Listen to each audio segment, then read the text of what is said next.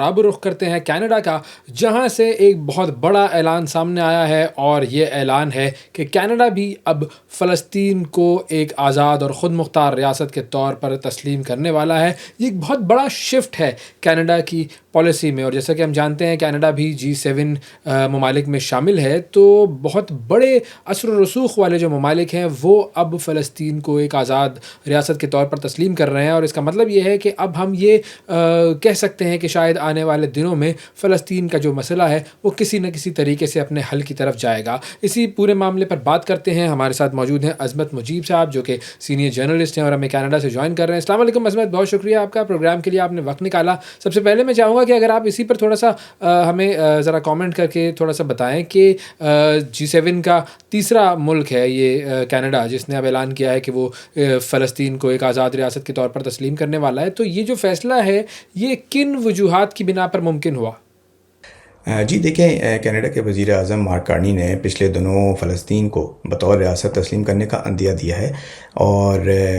اس کا باقاعدہ اعلان ستمبر میں کیا جائے گا۔ اس پالیسی کی تبدیلی کے بغیر کے پیچھے کئی وجوہات ہیں، جیسے کہ فرانس اور برطانیہ کے بعد کینیڈا G7 کا 7واں ملک بن گیا ہے جس نے یہ اعلان کیا ہے، اور اس میں جو اہم بات ہے وہ بین الاقوامی آہنگی بھی ایک وجہ ہے، جیسے کہ کینیڈا دنیا بھر میں بڑھتی ہوئی تحریک کا جواب دے رہا ہے، کیونکہ کئی یورپی ممالک فلسطین کو تسلیم کرنے کی طرف بڑھ رہے ہیں۔ فرانس اور برطانیہ جیسے اتحادی کے ساتھ کھڑا ہونا سفارتی ساتھ کو برقرار رکھنے میں مدد دیتا ہے۔ اس کے علاوہ کینیڈا میں بڑھتا ہوا عوامی دباؤ بھی ہے۔ پہلے مسلمان کی تنظیمیں جو ہیں اس بات پہ احتجاج کرتی تھیں، لیکن اب یہ کافی شعور ہو گیا اس بات کا دنیا میں کہ جو بھی اسرائیل میں ہو رہا ہے وہ غلط ہو رہا ہے، اور اب ویسٹرن ورلڈ مسلمانوں کے ساتھ ساتھ کھڑا ہوا ہے۔ خاص طور پہ نوجوان نسل اور انسانی حقوق کی جو تنظیمیں ہیں ان کا کافی پریشر ہے، اور وہ فلسطین کے اندر خود ارادیت چاہتی ہیں، اور جو بھی غزہ میں انسانی حقوق اور ان کا جو بحران ہو رہا ہے اس سے وہ سخت ناراض ہیں اور اس بات پہ احتجاج کر رہے ہیں۔ اس کے ساتھ ساتھ جو موجودہ صورتحال ہے وہ بھی بڑی مایوس کن ہے، اور جس میں اسرائیلی قبضے کا تسلسل، نئی بستیوں کی تعمیر اور امن مذاکرات کی ناکامی نے کینیڈین حکام کو زیادہ جارحانہ رویہ اپنانے پر مجبور کر دیا ہے، اور اسی بات کو لے کے کینیڈا ایک متوازن خارجہ پالیسی کی خواہش چاہتا ہے۔ کینیڈا ایک زیادہ متوازن مشرق وسطیٰ کی پالیسی کی طرف اشارہ دے رہا ہے، جو روایتی پرو اسرائیل موقف سے مختلف ہے، اور اس کے علاوہ امریکہ کے اندر جو پچھلی گورنمنٹ بائیڈن کی تھی ان کی پالیسی مختلف تھی، اور بائیڈن انتظامیہ کی پالیسی سے اختلاف کے ساتھ کینیڈا ایک زیادہ آزادانہ اور اصولی اور اقتدار پر مبنی خارجہ پالیسی اپنا رہا ہے۔ اچھا، اب اس میں ایک جو امپورٹنٹ چیز ہے وہ یہ کہ کینیڈا کا جو اعلان ہے وہ مشروط اعلان ہے، تو کیا کیا شرائط ہیں کینیڈا کی طرف سے؟ جی دیکھیں عبید صاحب، کینیڈا نے فلسطین کو بطور ریاست تسلیم کرنے کے لیے کچھ شرائط رکھی ہیں، اور جس کے اندر فلسطین کے اندر آزاد اور شفاف انتخابات ہونے چاہیے، یہ ایک شرائط ہے، اور جس کے اندر خاص طور پہ یہ ذکر کیا گیا ہے کہ اس میں حماس کا کوئی عمل دخل شامل نہیں ہوگا۔ تسلیم شدہ فلسطینی ریاست کو اسرائیل کے ساتھ ایک اچھے تعلقات رکھنے پڑیں گے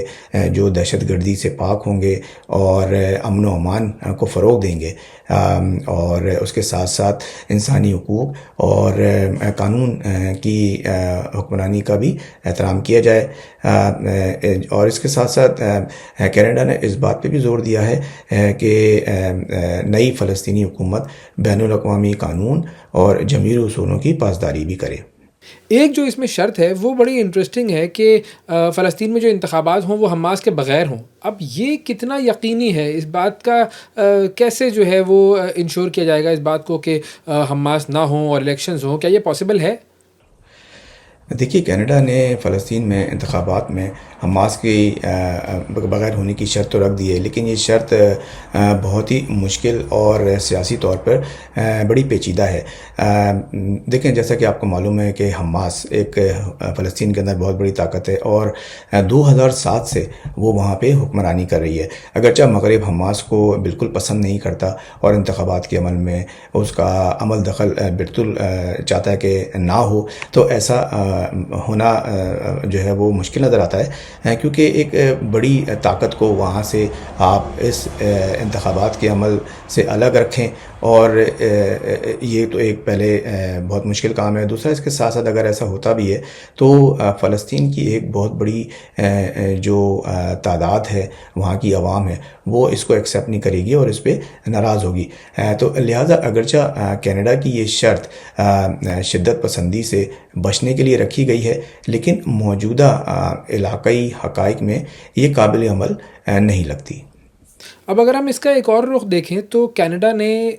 اسرائیل پر بڑی کھل کر تنقید کی ہے، اور امریکہ پر بھی کینیڈا جو ہے وہ تنقید کرتا رہا ہے، امریکہ کی جو پالیسیاں ہیں ڈونلڈ ٹرمپ کے حوالے سے۔ تو اب یہ جو سارا معاملہ ہے کہ کینیڈا کھل کر اب اپنی آواز بلند کر رہا ہے، تو امریکہ کا کیا اس پر رد عمل ہو سکتا ہے؟ دیکھیے آپ کو تو پتہ ہی ہے کہ اس وقت موجودہ صورتحال کینیڈا اور امریکہ کے تعلقات جو ہیں اس وقت کافی پیچیدہ ہیں۔ صدر ڈونلڈ ٹرمپ کے آنے کے بعد اور ماکارنی کے اس اعلان کے بعد ڈونلڈ ٹرمپ کا ایک فوری رد عمل بھی آیا ہے، اور وہ کینیڈا کے اوپر انہوں نے 10% ٹیرف بڑھا دیے، یعنی پہلے 25% تھے، اس کو فوری طور پہ 35% کر دیا گیا ہے۔ اور تو یہ ایک دوسرے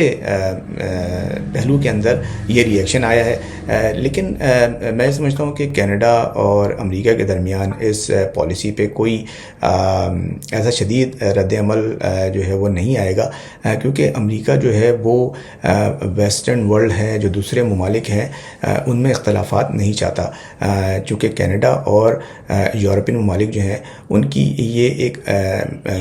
ایک ہم آہنگی سامنے آ رہی ہے، ان کی پالیسیاں اسی چیز کے اوپر سامنے آ رہی ہیں۔ ہو سکتا ہے کہ پس پردہ امریکہ جو ہے وہ کینیڈا پہ پریشر ڈالے اور اس مدعے کو لے کے بات چیت کرے اور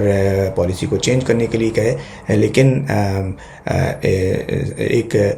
جو کھل کے جو ایک ری ایکشن ہے وہ ابھی سامنے نہیں آیا ہے،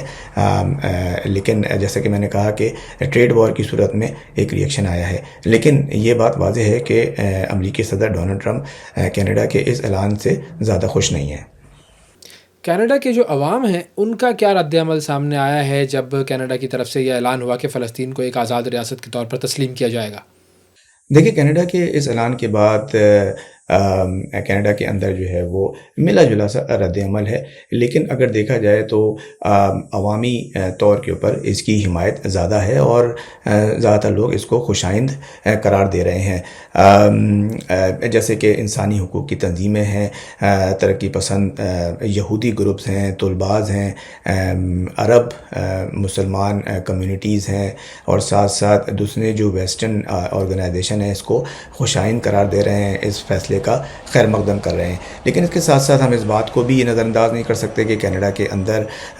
اسرائیل سے ہمدردی رکھنے والے بہت زیادہ موجود ہیں،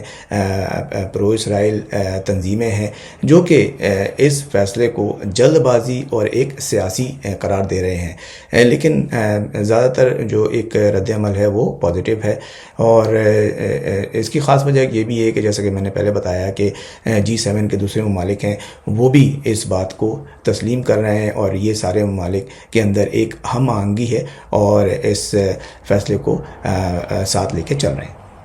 اور یہ بھی بتائیے گا کہ کینیڈا اور میکسیکو نے آپس میں ٹریڈ ڈیل بھی کی ہے، اور امریکہ جو ہے وہ اس ڈیل میں کسی طرح بھی شامل نہیں ہے، تو اس ڈیل کے کیا نکات ہیں اور امریکہ کے بغیر اس ڈیل کی اہمیت کیا ہے؟ دیکھیے میکسیکو کی پریزیڈنٹ کلاڈیا شینبام اور کینیڈا کے پرائم منسٹر مارک کارنی کے درمیان ابھی ایک ملاقات ہوئی ہے، اور اس میں یہ بتایا گیا ہے کہ جیسے کینیڈا کے اوپر 35% ٹریڈ بڑھایا گیا ہے، اسی طرح سے میکسیکو کو بھی لیٹر ملا ہے امریکہ کی طرف سے، اور ان پہ 30% ٹریڈ جو ہے وہ بڑھا دیا گیا ہے۔ دونوں نے اس بات کا شدید احتجاج کیا ہے کیونکہ یہ Canada, U S, Mexico trade agreement جو کہ بہت پرانا ہے، اس کی خلاف ورزی بھی ہے، اور اس بات کا لائحہ کیا بات چیت ہوئی ہے کہ یہ دونوں امریکہ کے پاس جائیں گے اور ان سے ملاقات کریں گے اور اس کے اوپر بات چیت کریں گے، اور اگر دیکھتے ہیں صورتحال کیا ہوتی ہے کہ اس پہ کیا اس کا آؤٹ کم آتا ہے۔ لیکن اس کے ساتھ ساتھ دونوں نے اس بات کے اوپر بھی بات کی ہے کہ ایک دونوں ممالک کے درمیان ایک ٹریڈ ایگریمنٹ پہ بات چیت ہو رہی ہے جس میں امریکہ کو شامل نہیں کیا گیا ہے، اور اگر یہ ٹریڈ ایگریمنٹ ہو جاتا ہے تو اس میں سب سے زیادہ نقصان امریکہ کے ہوگا، جس میں کہا جا رہا ہے کہ تقریباً $240 بلین کا جو ہے وہ نقصان امریکہ اٹھا سکتا ہے، جس میں صرف 69 بلین جو ٹیکسز ہیں وہ ان دونوں ممالک کو امریکہ کو نہیں دینے پڑیں گے، اور اس کے ساتھ ساتھ جو امریکہ بینیفٹ لیتا ہے وہ بھی تقریباً 17 بلین کے برابر ہیں۔ اور صرف یہی نہیں بلکہ کینیڈا کے اندر ان امپلائمنٹ بہت بڑھ سکتی ہے، جو کہ تقریباً 39 بلین بتایا جا رہا ہے کہ اس کے برابر اس کا نقصان ہو سکتا ہے۔ اس کے اندر دونوں ممالک نے مختلف ٹریڈز کے اوپر بات کی ہیں، اور اس پہ یہ بھی بات چیت ہوئی ہے کہ اگر یہ ایگریمنٹ ہو جاتا ہے تو اس کے اوپر کس طرح سے یہ ٹریڈ کی جائے گی، تو اس کے لیے یہ بات چیت ہوئی ہے کہ اس کے لیے زمینی راستہ یا سمندری راستہ اختیار کیا جائے گا، اور ہو سکتا ہے کہ کینیڈا اور میکسیکو کے درمیان ایک بڑی ٹریک لائن بھی بن جائے جو کہ اس ٹریڈ کے اندر مددگار ثابت ہوگی۔ تو لیکن ابھی دونوں ممالک امریکہ سے پہلے اسٹیج کے اوپر بات کریں گے، اور اس کے بعد پھر آگے کا لائحہ عمل اس کے اوپر اختیار کیا جائے گا۔